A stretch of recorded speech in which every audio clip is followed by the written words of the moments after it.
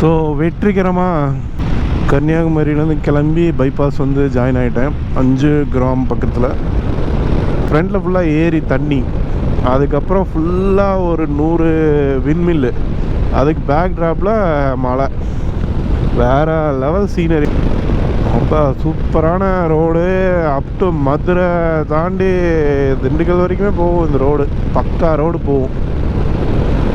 So highway எல்லாம் போட்டு தட்டி வீசிட்டாங்க.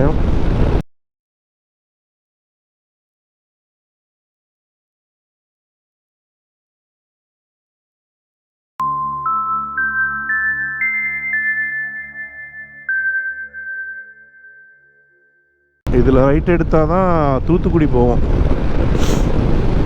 தூத்துக்குடி அதான் இந்த கூடங்குளம், அப்புறம் நல்ல நல்ல பேர்லாம் இருக்கும். உவரி, அப்படி போய் திருச்செந்தூர், தூத்துக்குடி, அப்புறம் தூத்துக்குடியிலேருந்து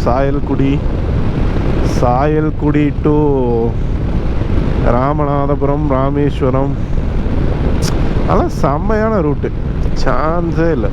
கன்னியாகுமரி, திருநெல்வேலியெல்லாம் வந்தீங்கன்னா காசு போனாலும் பரவாயில்லன்னு ஏசி ரூமாக போட்டுருங்க. ஏன்னா ஹீட்டுக்கு உள்ள அவங்க எல்லாம் மோஸ்ட்லி ஏசி ரூமுக்காக இது பண்ணியிருக்காங்களா, வென்டிலேஷனே இருக்கிறது இல்லை. அப்படியே கதவையோ இல்லை ஜன்னலோ திறந்து வச்சோம்னா ஃபுல்லாக கொசு வந்துடுது. இத்தனைக்கு நான் வந்து 4th ஃப்ளோர் 3rd ஃப்ளோரில் இருந்தேன். பகலெல்லாம் ரொம்ப கஷ்டம், ஏர் சர்க்குலேஷனே இல்லாமல் அப்படியே ஹீட்டுக்கு வெளியிலேயே ஹீட்டு உள்ளே heat. So better option AC தான், ஆல்வேஸ் ஏசி.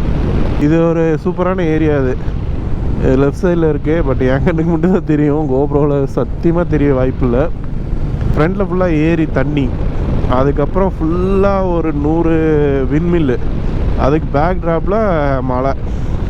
வேறு லெவல் சீனரி. அதுவும் மழை காலத்தில் வந்தப்போ தான் வா ஒண்டர்ஃபுல்ன்ற மாதிரி.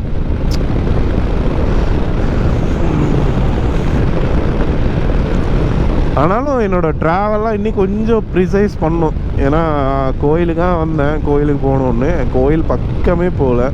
ஸோ ஃபியூயல் வந்து அடித்தாச்சு. அங்கே இண்டியன் ஆயிலில் கொஞ்சம் அடித்தேன், ஒரு 3 லிட்டரு வர வழியில். சரி 113 கிலோமீட்டருக்கு மேலே போயிடுச்சு. சரி 150 கிலோமீட்டர் ரேஞ்சு, பட் இருந்தாலும் எதுக்கு ரிஸ்க்கு. இது வரைக்கும் 487 கிலோமீட்டர் ட்ரைவ் பண்ணியாச்சு. ஆக்சுவலி வரப்போ ரொம்பலாம் அழுத்தலை, முடிஞ்ச வரைக்கும் ஒரு 78லேயே வந்தங்காட்டி நல்ல மைலேஜ்னு நினைக்கிறேன். ஸோ திருநெல்வேலி வந்துட்டோம். சிங்கம் படம் ஏரியா வந்துட்டோம். சிங்கம் படத்தில் எஸ்ஜே சூர்யானே பிரகாஷ்ராஜ் இங்கே டென்ஷன் ஆகிட்டு இருப்போம். அப்படி இல்லை, அந்த ஏரியா வந்துட்டோம். மலையை குடஞ்சி மலையை நடுவில் மட்டும் வெட்டி ஹைவே போட்டிருக்காங்க. திருநெல்வேலி மாநகராட்சி ஏரியாக்குள்ளேயே வந்துட்டோம். லெஃப்டில் இருக்குது திருநெல்வேலி. ஹாய் திருநெல்வேலி. பிடிச்ச ஊர். பிடிச்ச ஊர்னா சில பேரை பிடிக்கும், அதனால் பிடிச்சவரை போயிடுச்சு. பட் ஓகே, திருநெல்வேலி நல்லா தான் இருக்கும். என்ன ஒரு மாதிரி ஹீட்டு தான் வச்சு செய்யும். ஸோ காலங்காத்தால் வேறு லெவல்ஸ் ஆஃப் இந்தியா பண்ணிட்டு வந்துட்டுருக்கேன். கரெக்டாக அதான் திருநெல்வேலி வந்தாச்சிட்டோம், அழுத்தி விட்டோம்.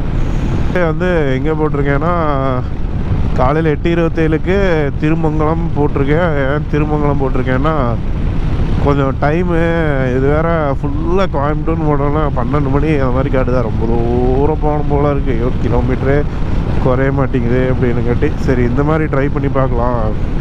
நம்மளுக்கு கூகுள் டைப்லாம் பீட் பண்ணணும்ல ஆசையெல்லாம் இல்லை, அதோட கம்மியாக போனால் கூட ஓகே தான். பாளையங்குட்டை போகிற ரோடு இது. லெஃப்ட் சைடில் அது கீழே இருக்குது, பாலத்துக்கு கீழே.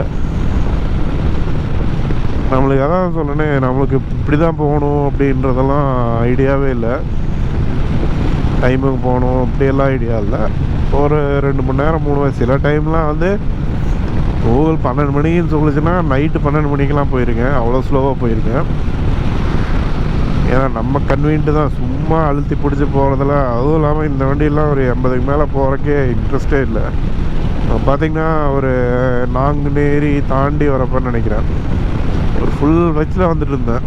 அது 80ல் தான் வந்துட்டு இருந்தேன். கட்டப்பட ஜாலியாக ஒரு நாய் அப்போ தான் அப்படியே போகுது. அப்படியே கொஞ்சம் அப்படியே லைட்டாக பிரேக் பண்ணால் அது என்னை பார்க்கல, பட் மெதுவாக வந்துட்டு டக்குன்னு அப்படி ஸ்பீடாக க்ராஸ் ஆகிடுச்சு. அதனால் ஓகே. ஆனால் அந்த 80 கிலோமீட்டர் ஸ்பீடில் வந்தால் மட்டும்தான் எல்லாத்தையுமே கண்ட்ரோல் பண்ண முடியும். 80 ஜாஸ்தி தான், பட்டு மேனேஜபிள் அது 80 கிலோமீட்டருன்றது. வா, இங்கெல்லாம் செம்ம பனி. ஆக்சுவலி கன்னியாகுமரியில் பனியே கிடையாது, ஃப்ரீயாக இருந்துச்சு, குளிரே கிடையாது. இங்கே பாருங்கள், அப்படியே கைக்குள்ளெல்லாம் அந்த ஜர்க்கின் எடுத்து விட்ருக்கேன், அதிலலாம் ஃபுல்லாக போகுது. செம்மையான பனி. I love Tirunelveli. ஆனால் ஒரு 7 மணி 7:30 செம வெயில் அடிச்சதுன்னா அப்படியே பனியெல்லாம் காணாமல் போயிடும். Tirunelveli, I love you so much Tirunelveli. ஏன்னா காக்காவாக இருக்குது, கொஞ்சம் பார்த்து போகணும். ஏன்னா காக்கா பாருங்க அப்படியே டக்குன்னு வந்து அடிச்சிடும். ஒரு இன்ட்ரெஸ்டிங்கான ஸ்டோரி ரீசெண்டாக வந்து கேட்டேன். என்னன்னா காக்கா பற்றி ஸ்டோரி. காக்காவுக்கு ஏன் சாதம் வைக்கிறாங்க அப்படின்றது. அந்த காலத்தில் வந்து அரசருக்கு, அப்புறம் அரசர் ரிலேட்டடாக இருக்கவங்களுக்கு, அதாவது கவர்மெண்ட் ரிலேட்டடாக இருக்கவங்களுக்குலாம் வந்து எதிரி நாட்டிலேருந்து, இப்போ அரசருக்கே பார்த்திங்கன்னா எதிரி நாட்டிலேருந்து விருந்தெல்லாம் அனுப்புவாங்களாமா, சாப்பாடெல்லாம். அதை வந்து வேறு யாருக்கு கொடுத்து டெஸ்ட் பண்ண முடியாது.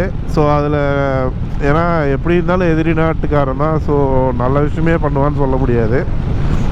அது வந்து அதே நாய்க்கோ பூனைக்கோ அதுக்கெல்லாம் டெஸ்ட் பண்ண, ஏன்னா அதெல்லாம் அவங்க செல்ல பிராணி இல்லை. அதனால் என்ன பண்ணுவாங்கன்னா காக்காவுக்கு வந்து சாதம் கொடுப்பாங்களாம். அந்த எதிரி நாட்டுக்காரங்க கொடுத்த வந்து இல்லை பிடிக்காதவங்க கொடுத்த சாப்பாடை கொடுத்து டெஸ்ட் பண்ணுவாங்களாமா.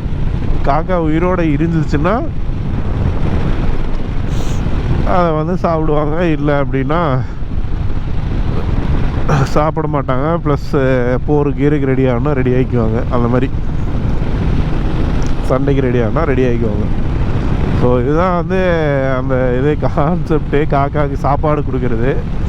பட் எல்லாமே எல்லா விஷயமும் மருவி போயிடுதுல்ல, அதுதான் உண்மை.